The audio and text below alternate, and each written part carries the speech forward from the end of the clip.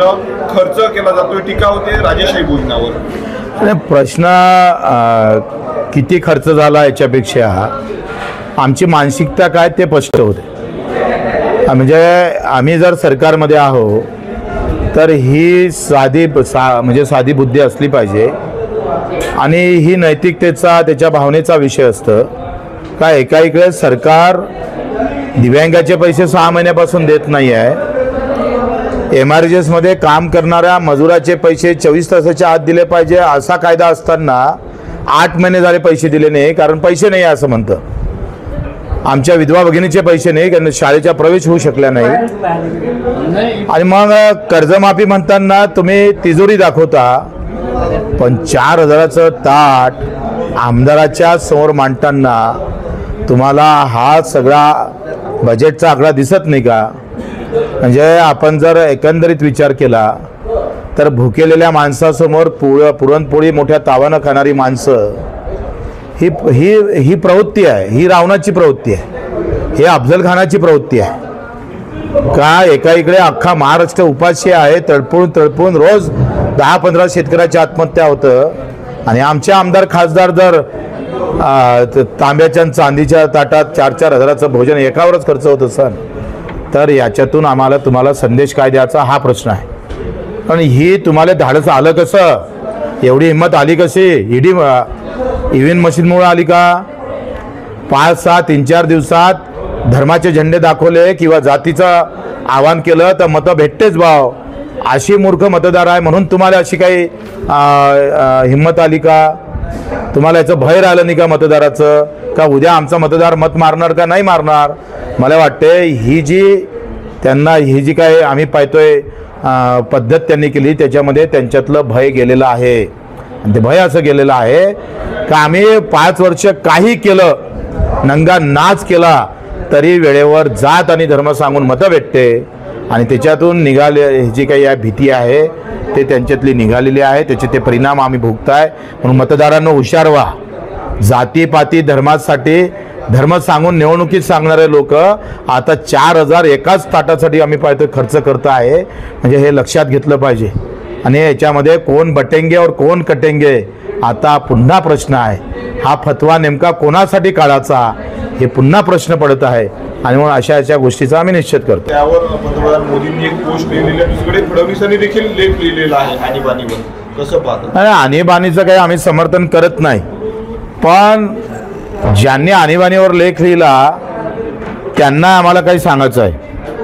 म्हणजे 100 चूहे खाकर अगर बिल्ली हज को या दर्शन को जाती है तो गलत है। तुम्ही काय केलं? एकही ईडीची कारवाई भाजपच्या एका माणसावर काय झाली नाही? ही आणीबाणीच छुपी, ती स्पष्ट होती, ते आम्ही पाहतोय फिजिकली असन डायरेक्ट होती, पण तुमची छुपी आणीबाणीचं काय करायचं? अरे तुम्ही विरोधात बोलले तर ईडीमध्ये टाकणार, विरोधात बोललं आंदोलन केलं म्हणजे तुमचं बँकेचे पद काढणार, ही छुपी आणीबाणी आहे। तुम्हाला बोलण्याचा अधिकार कोण दिलाय? तो अधिकारच गमावला आहे बीजेपीनं।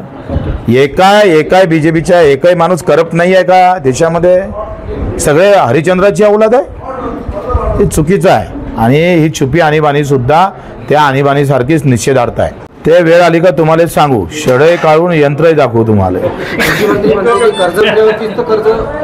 13 कोटी रुपये कृषी मंत्र्यावरच पेंडिंग आहे, त्यांच्या वर्तणुकीमुळेच तिची बॅग घाट्यात आलेली आहे आणि म्हणून त्यांनी लोकांना कर्ज भरायचा सल्ला देऊ नये। तुम्ही कर्जमाफी करायसाठी भांडा, कृषी मंत्री आहे तुम्ही, आमचे पालकत्व स्वीकारलाय कोकाटेची, नाहीतर आम्ही तुम्हाला पुन्हा घेरावं लागेल मागच्यासारखं। त्याचा ते बसणार नाही, अपात्र आहे।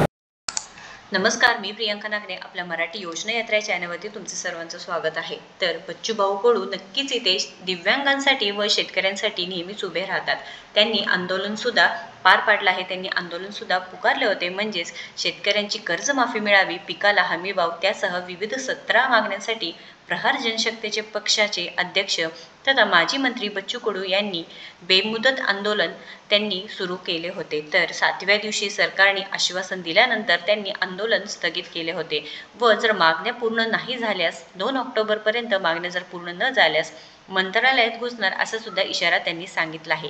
तर आता अन्नत्याग आंदोलनाने सरकारामधील मंत्र्यांना आता बोलके केले आहे व दिव्यांगाबाबत 25 मागण्या केल्या होत्या, त्यापैकी 20 मागण्या मान्य करून घेतल्या आहेत। हे आंदोलनाचे मोठे यशच आहे, परंतु आता सरकार किती खर्च करत आहे ते सुद्धा त्यांनी विचारलं आहे। म्हणजेच शेतकरी व दिव्यांगांना देण्यासाठी पैसे नाही, मात्र आमदारांना जेवणासाठी तब्बल 4000चे ताट तुम्ही देऊ शकताय, त्यांनी प्रश्न उभा केले आहेत।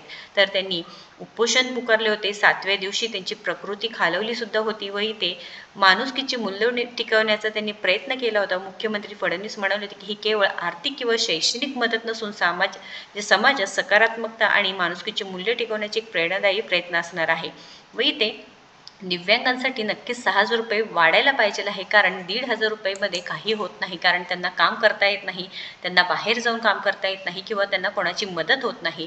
संजय गांधी निराधार योजना असो किंवा इतर ज्या काही योजना आहेत त्या अंतर्गत लाभार्थी आहेत त्यांना नक्कीच इथे पैशांची मदत व्हायला पाहिजे आहे व वेळेत, म्हणजे प्रत्येक महिन्याच्या जी तारीख ठरवून दिली पाहिजे व त्या तारखेला जे लाभार्थी आहेत त्यांच्या खात्यामध्ये पैसे जमा झाले पाहिजे आहे। बच्चूभाऊ कडू नक्कीच इथे प्रयत्न करत राहतात, शेतकऱ्यांची कर्जमाफी व्हावी व दिव्यांगांना पैशांमध्ये वाढ होण्यासाठी त्यांनी नेहमीच इथे प्रयत्न केले आहेत। महत्त्वपूर्ण व्हिडिओ आहे, नक्कीच या व्हिडिओला जास्तीत जास्त शेअर करा, प्रत्येक दिव्यांगांपर्यंत, प्रत्येक शेतकरी बांधवांपर्यंत हा व्हिडिओ पोहोचलाच पाहिजे व अशाच महत्त्वपूर्ण माहितीसाठी आपल्या चॅनलला नक्कीच सबस्क्राईब करा। धन्यवाद।